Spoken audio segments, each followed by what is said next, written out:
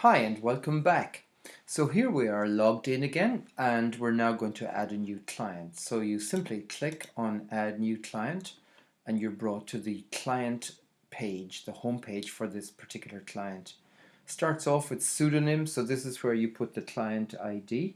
So let's put sample 1 here. Obviously you don't want anything in here that would identify the client. If you're going to be using email to communicate with the client by sending links to questionnaires, you'll put their email address in here. And as soon as you've placed it in here, it'll be encrypted. I'm just going to put in my own email address here for now. bill.andrews@pragmatictracker.com. And after it's been saved, you won't be able to see that again, but you can overwrite it at any time. So let's just profile myself here. Living arrangements and dependents, employment status, ethnicity, and so you can see you simply build up the profile for the client. Now when it comes to medication, if the client is on medication, then as soon as you pick whatever the category is, you'll come up here with a bordered black box, and that's where you put the name of the particular drug. If you don't know the name of the drug, simply put a question mark in there, but you need to put something into that field. You can return to profile again when you've sorted out what the name of the actual drug is. You've got somewhere here for referral notes, where if there's something particular to the client that you want to be reminded of when you look in their profile, perhaps the most suitable time of the day to contact them or whatever it might be, you can do so here.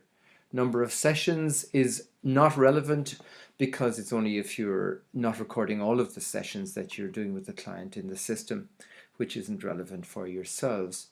This is just simply where your name will be. And down here then is the area where initially it perhaps looks a little overwhelming, but please don't worry about this. The assessment scale, well, the assessment scale is going to be the PRN 15. The difference between an assessment scale and a session scale is that the assessment scale will only present at assessment and at a completion session, because we're wanting to capture the information at the beginning and the end of treatment when there is an agreed planned ending. The session scales, however, are the ones that will be presented at assessment and completion, but also at every other session as well. Now, you'll be getting PDFs of all of these, and you can decide yourself which ones you're going to use. As I was saying in my intro little video, for some of you, you've got different requirements to others. And what I've done here is I've covered all of those requirements in here. But for many of you, what you'll be using simply is the PRN 15 at assessment and perhaps the Core 10 on a sessional basis.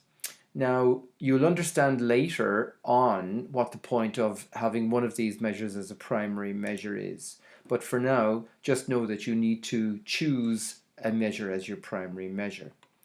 When we come down to feedback, you have a choice of whether you're going to use a short feedback, a longer feedback, or simply the SRS total score. We can capture copyrighted instruments as total scores. So you'll notice here you've got the ORS total and down here the SRS total, because unless we have copyright permission, we can't actually put the measure in the system. And that's simply that. You've now created that new client in the system. I forgot to choose a feedback measure, so the system is reminding me to do so. So we'll just pick the short feedback and go create. And now our client is in our system, ready to add details of the first session, which we will do on the very next video. So come back soon. Thank you very much.